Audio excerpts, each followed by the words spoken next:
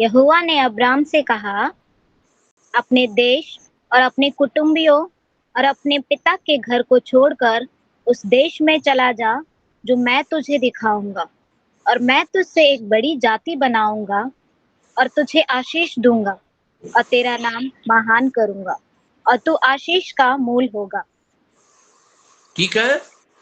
अब इसमें आपको कुछ समझ में नहीं आ रहा क्या छिपा है, उद्धार कहां पे है ना। एक साधारण सी घटना दिखाई दे रही है पहला पद में, है ना।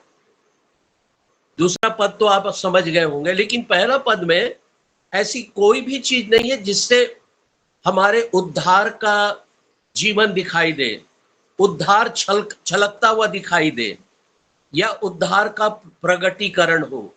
फिर से पहला पद पढ़ ले बेटा।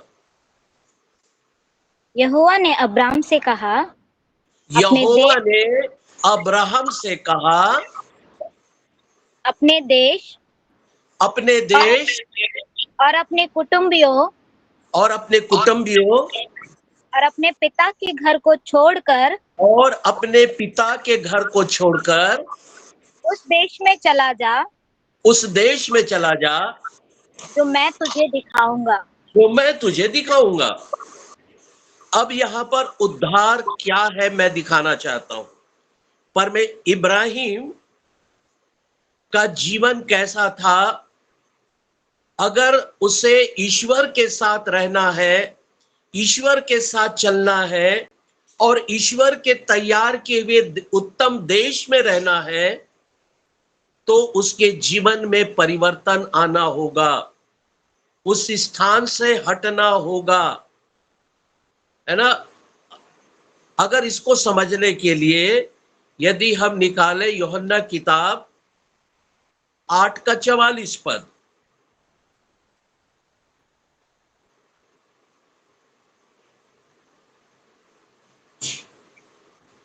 तुम अपने पिता शैतान से हो। बस रुक जाइए।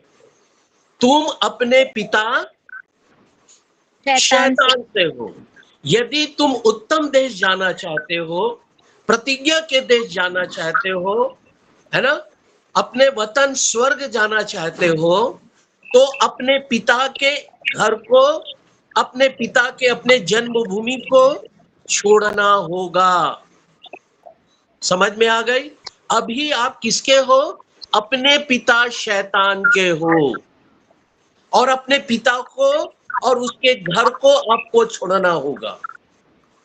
इब्राहिम से परमेश्वर साफ साफ बात किया, यही उद्धार है।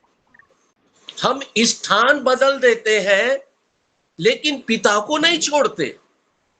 कई बार मान लिया जाए, चलो मैं किसी से पूछता हूं, चलो क्रिस्टीना आप कौन से चर्च जाते बेटी?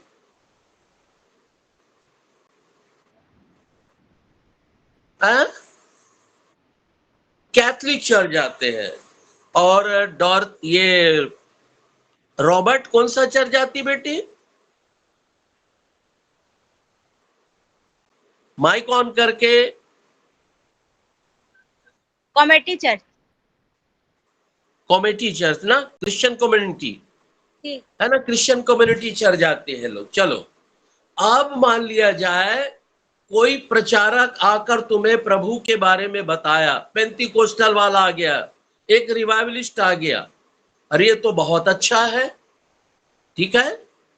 या उदाहरण के लिए कह दूं, मैं अपना उदाहरण दे देता हूं, चलो किसी का नाम लेकर नहीं कहना चाहिए। अरे अंकल तो बहुत अच्छा बात कर रहे हैं और अंकल के पास एक चर्च है और बहुत बिलीवर्स है उसके पास, चलो उसके चर्च के मेंबर हो जाए। मैं एक्चुअली मेरे पास कोई चर्च नहीं है, मैं एक चर्च हूं, आप एक चर्च है, ठीक है, और हम सब मिलकर अभी प्रभु की सेवा कर रहे हैं। मान लिया जाए मेरे पास कुछ लोग हैं और एक बहुत अच्छा चर्च चला रहा हूं, और क्रिस्टीना बोली नहीं, मैं कैथोलिक चर्च छोड़कर मैं अंकल का जो प्रोटेस्टेंट चर्च है, एक डिसाइपल चर्च है, या मैं कम्युनिटी चर्च छोड़कर, है ना, मैं अंकल के साथ मिलकर प्रभु की सेवा। आप स्थान छोड़ रहे हैं, है ना, आप स्थान बदल रहे हैं, कम्युनिटी चर्च को छोड़कर डिसाइपल्स में आ रहे हैं। रोमन कैथोलिक चर्च को छोड़कर डिसाइपल्स में आ रहे हैं, लेकिन जीवन वैसा ही है जैसा आप कैथोलिक में थे। जीवन वैसा ही है जैसे आप किसमें थे? कम्युनिटी चर्च में थे। आपके में कोई परिवर्तन नहीं है। आप अपने पिता के साथ रहकर झूठ बोलते थे। पढ़िए आगे 8:44 को।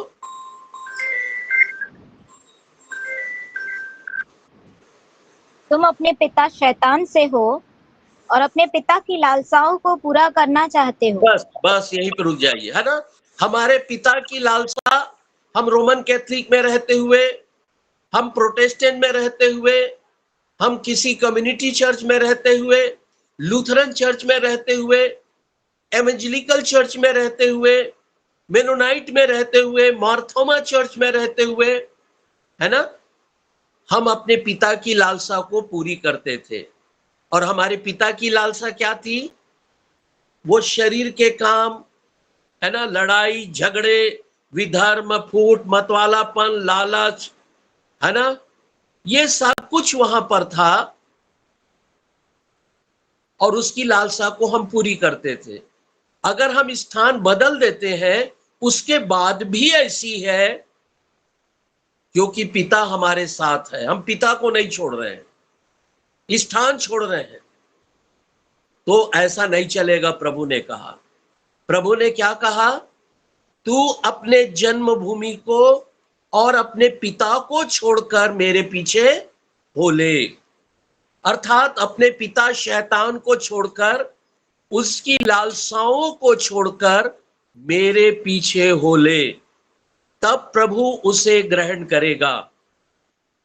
आपको उसे छोड़ना है और जैसे वैसी आ जाए। जैसे उड़ाऊ पुत्र में था, उसने सुअर को छोड़ दिया, सूरों की संगति को छोड़ दिया, है ना,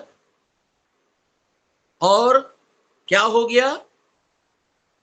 उसके भोजन को छोड़ दिया और उसे छोड़कर अपने पिता के साथ घर वापस आया, अपने पिता की ओर वापस आया। वैसे ही यदि हमारे जीवन में बदलाव आएगा, हम पुराने मनुष्यत्व को छोड़ेंगे। हम कहे प्रभु मुझे बचा, मैं अपने पुराने मनुष्यत्व को छोड़ना चाहता हूं, मैं अपने पापों को छोड़ना चाहता हूं, मैं अपने पिता शैतान की लालसाओं को छोड़ना चाहता हूं, मैं अपने पिता शैतान को छोड़ना चाहता हूं, मुझ पर दया कर। और प्रभु आप पर दया करेगा। प्रभु अपने बातों पर खरा है। परमेश्वर हमें बचाने में विश्वास योग्य और धर्मी है। इसको कहते हैं उद्धार। ये नहीं ईस्टर आ गया, प्रचार हुआ, मैं आज के बाद सिगरेट नहीं पीऊंगा, खड़े हो गए। ये तो आपकी आदत है। आदत सिगरेट पीने की है, पिक्चर देखने की है ना, लड़ाई करने की आदत है आपका, बुराई करने की आदत है आपकी। ये आदत छोड़ी जाती है, फिर अपनाई भी जाती है। आज बहुत सारे लोग बड़े कसम खाकर छोड़ दिए थे, लड़ाई झगड़ा फूट नहीं करवाऊंगा, और वे बड़े बड़े चर्च के पास्टर हो गए और आज वही कर रहे हैं जिसको उन्होंने छोड़ा था,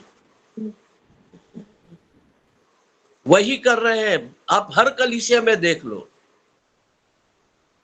है ना, बड़े बड़े घर में जाएंगे, दूसरे की चापलूसी करेंगे, दूसरों की बुराई करते फिरते हैं। ये कैसे है? सुअर के समान। सुअर की संगति को छोड़कर वापस आए अपने पिता के पास और फिर वापस चले गए सुअर की संगति में। सुअर को नहला धोकर अच्छे से अच्छे सेंटेड वाले साबुन से नहलाए और अच्छे से उसका मसाज किए तेल से, और उसकी कंघी किए और अच्छा भोजन दिए, अच्छे से घर में एसी में रखे उसे। और एक दिन फिर से कीचड़, है ना, एक दिन क्या हुआ? ये जूली के घर से वो बाहर निकल गई, जूली ने दरवाजा छोड़ दिया। वो कहाँ मिली खोजने से? नाले जूली में। टार्च लेकर बेचारी घूम रही है, कहाँ गई मेरी लाडो, कहाँ गई, उसका नाम लाडो रख दिए थे। लाडो कहाँ है, मेरी लाडो कहाँ है। उसके साथ अनीता भी चल दी, उसके साथ क्रिस्टीना भी चल दी, उसके साथ गब्रियल भी खोजने चला गया, है ना, उसके साथ चला गया, पूरा परिवार के साथ डॉर्थी भी खोज रहे उस कहाँ है। तो पता चला बाद में किसी ने बताया, एक खूबसूरत सुअर था, एक वहां की गंदी नाली में घूम रहा है। ये लोग टॉर्च मार के देखे तो सचमुच में क्या थी, वो लाडो थी। फिर से अपने पुराने स्वभाव में चली गई। ऐसा जीवन नहीं होगा, ऐसा बदलाव खुदा नहीं चाहता। इसको उद्धार नहीं कहते हैं, इसको मसीहत नहीं कहते हैं, इसको बुलाए जाना नहीं कहते हैं, इसको धार्मिकता का जीवन नहीं कहते हैं। प्रभु कहता है धार्मिकता और पवित्रता का जीवन, उद्धार का जीवन, कि अपने पिता को और उसके स्वभाव को छोड़कर मेरे पीछे हो ले। मैं तुझे जिस स्थान पर ले जाऊं उस स्थान पर चलना। और अब्राहम जब वो स्थान छोड़ा, पीछे मुड़कर नहीं देखा, न अपने पिता को देखा, न अपनी जन्मभूमि को देखा।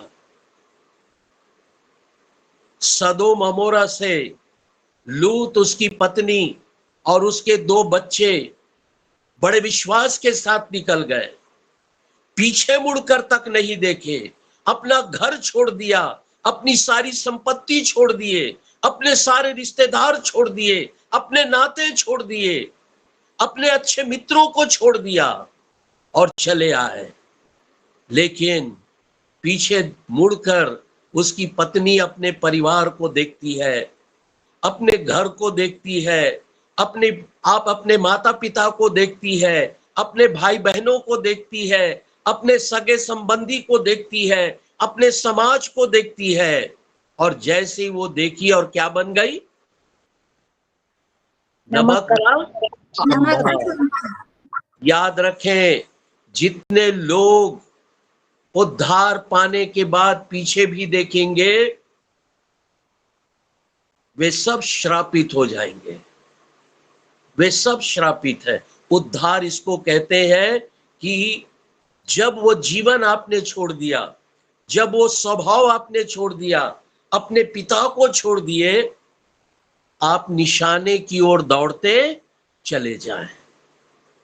जिस बुलाहट के लिए बुलाए गए हैं, उस बुलाहट की ओर बढ़े, इसी को उद्धार कहते हैं। जक्कई एक बार गलती किया, फिर दोबारा मुड़कर पीछे नहीं देखा।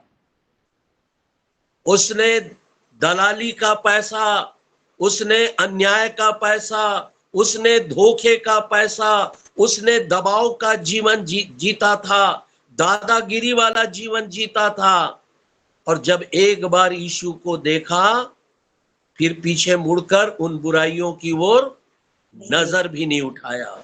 उसने कहा, हे मेरे प्रभु, यदि मैंने अन्याय के साथ किसी से लिया है तो मैं चौगुना फेर देता हूं, और जिसका मैंने नहीं भी लिया मैं उसको भी अपनी संपत्ति में से दे देता हूं, लेकिन मैं पीछे मुड़कर नहीं देखूंगा।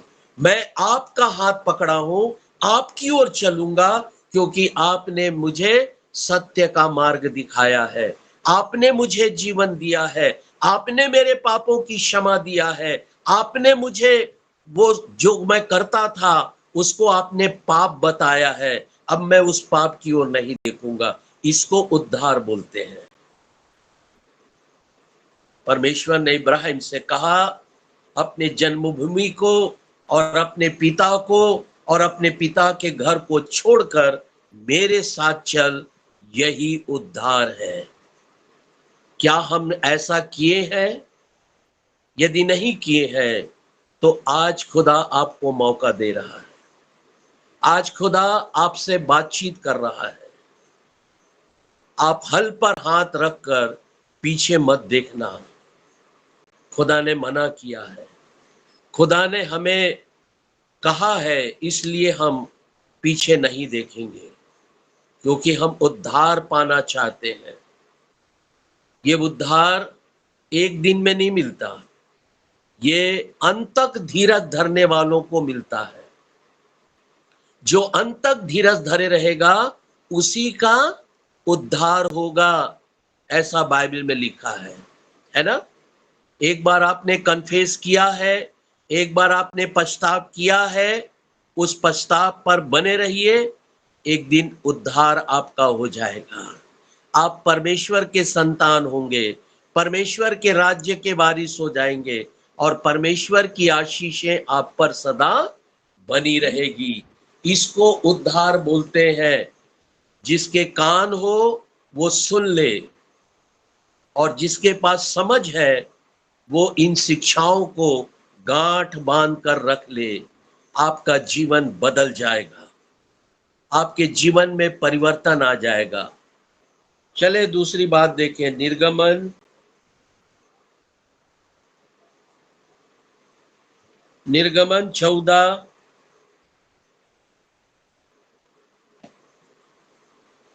निर्गमन 14 उसका 13 और 14 पद। मूसा ने लोगों से कहा, डरो मत, खड़े खड़े वह उद्धाम का कार्य देखो जो यहोवा आज तुम्हारे लिए करेगा, क्योंकि जिन मिस्रियों को तुम आज देखते हो उन्हें फिर कभी ना देखोगे। यहोवा आप ही तुम्हारे लिए लड़ेगा, इसलिए तुम चुपचाप रहो। ठीक है, आपके पाप के विषय में, आपकी दुर्बलताओं के विषय में, आपके गुनाह के विषय में, आपके अपराध के विषय में आपको कुछ नहीं करना है। परमेश्वर उससे लड़ेगा, परमेश्वर आपका छुटकारा देगा और आप लोगों को खड़े खड़े देखना पड़ेगा। मूसा कहता है, हे इस्राएलियों, खड़े खड़े परमेश्वर के कामों को देखो। जिन मिस्रियों को जो तलवार और भाला लीवे हैं, जो तुम्हारे प्राणों को घात करने आ रहे हैं, फिर उनको तुम कभी नहीं देखोगे, क्योंकि संग्राम करने के लिए परमेश्वर हमारे साथ है।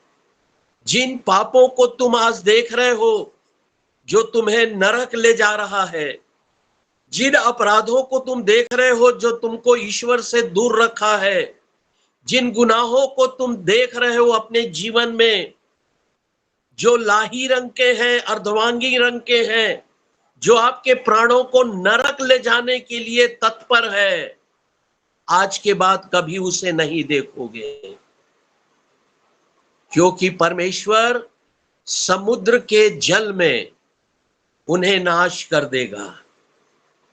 और जैसे ही इजरायली समुद्र को पार किए और मिस्री उसके पीछे पीछे दौड़े आए, रथों के साथ, तलवार और भालों के साथ, ललकार के साथ। ये बड़े योद्धा थे, ये शूरवीर थे, ये युद्ध में निपुण थे, और ऐसा लग रहा था कि सारे इजरायली नाश हो जाएंगे उनकी नंगी तलवार से।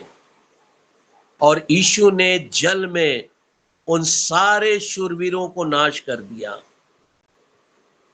आपके पापों को जल में ईश्वर नाश कर देता है जब आप यीशु के साथ बपतिस्मा लेते हैं, जब यीशु के साथ बपतिस्मा में गाड़े जाते हैं, जब बपतिस्मा में यीशु के साथ जी उठते हैं, आपका पाप दफन हो जाता है। फिर आप उन पापों को फिर कभी अपने आंखों से नहीं देखेंगे। उस हत्या को, उस परस्त्री गमन को, उस लुचपन को, उस डाह को, उस जलन को, उस क्रोध को आप फिर कभी नहीं देखेंगे जो आपके जीवन में पहले जुड़ा हुआ था। मूसा कहता है, फिर से 14 का 13 पढ़िए। मूसा ने लोगों से कहा, हाँ पढ़िए पढ़िए। मूसा ने लोगों से कहा, डरो मत, खड़े खड़े वो उद्धार का काम देखो जो यहोवा आज तुम्हारे लिए करेगा, क्योंकि जिन स्त्रियों को तुम आज देखते हो उनको फिर कभी न देखोगे। हाँ, है ना। आज उद्धार के काम को देखोगे। जो पाप तुम पर प्रभुता करता था, ये जो सेना आ रही थी वो इजरायलियों के ऊपर प्रभुता करती थी, इन्हें गुलाम बना के रखी थी, अपना दास बना लिया था, है ना। उनसे जैसा चाहे वैसा व्यवहार करता था, और यहां तक इन पर अत्याचार करता था कि यदि इजरायली लोगों के यहां लड़का पैदा होता था तो दाइयों को कहा गया था कि उन्हें जिंदा मार देना, है ना, जिंदा मार देना, ये आदेश था। और यह भी आदेश बाद में फरमान किया गया कि मिस्र में इजरायलियों के बीच में 2 वर्ष या उससे छोटे बच्चे दिखाई देंगे, उन सब का तलवार से वध कर दिया जाए और नील नदी में फेंक दिया जाए। ये आदेश, इतना कठोर दासत्वता का जीवन जी रहे थे लोग। और तब मूसा परमेश्वर की ओर से कहता है कि हे इजरायलियों, आज उद्धार के काम को देखो। जो तुम पर प्रभुता करते थे, फिर वे आज आपके पास फिर कभी नहीं देख पाओगे। जो पाप आप पर हावी था, जो अधर्म आपके जीवन में था, जो गुनाह आपके जीवन में था, आज के बाद कभी ना देखोगे। इसको कहते हैं उद्धार, है ना।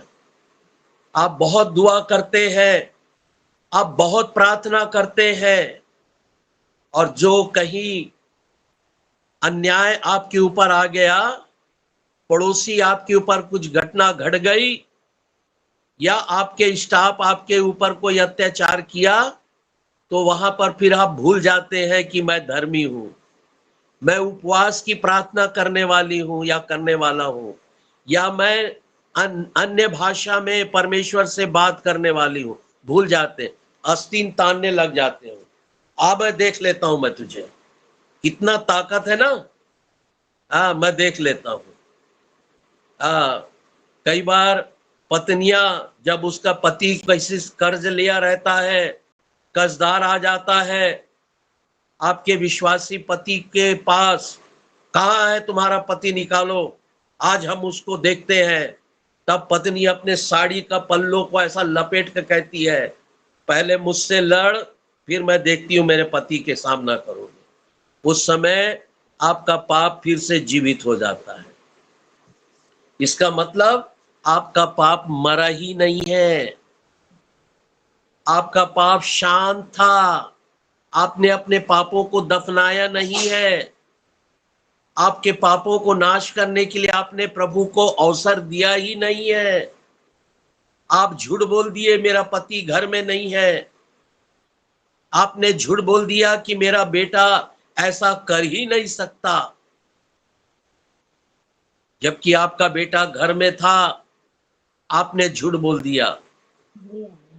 बाइबल में लिखा है, उन पापों को परमेश्वर जल में नाश कर देगा, अपने लहू के द्वारा जलाकर भस्म कर देगा।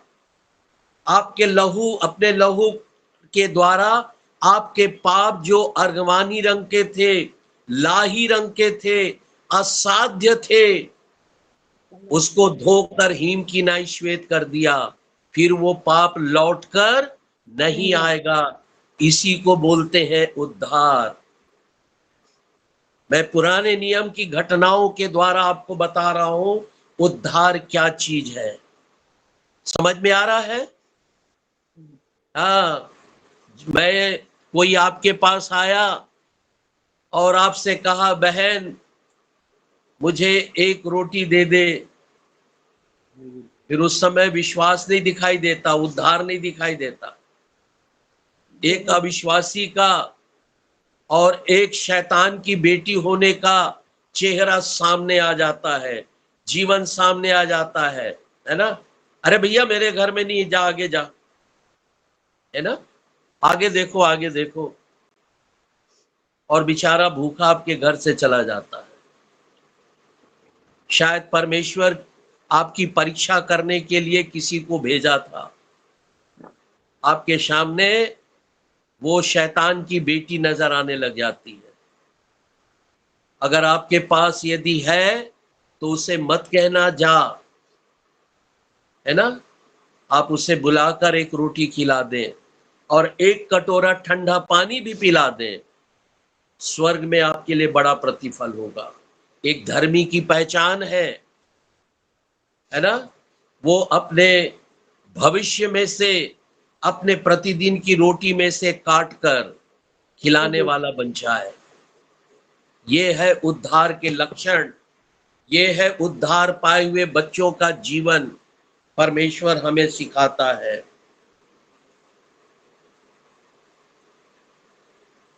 व्यवस्था विवरण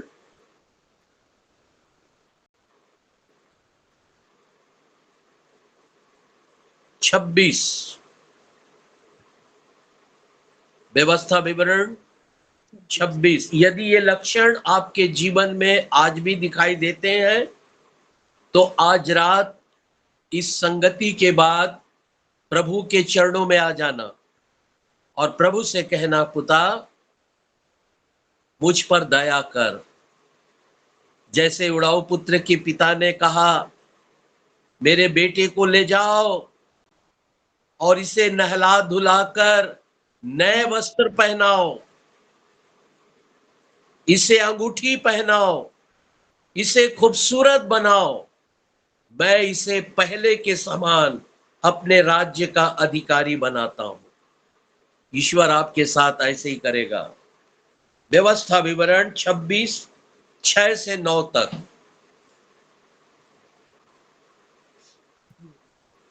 और मिस्रियों ने हम लोग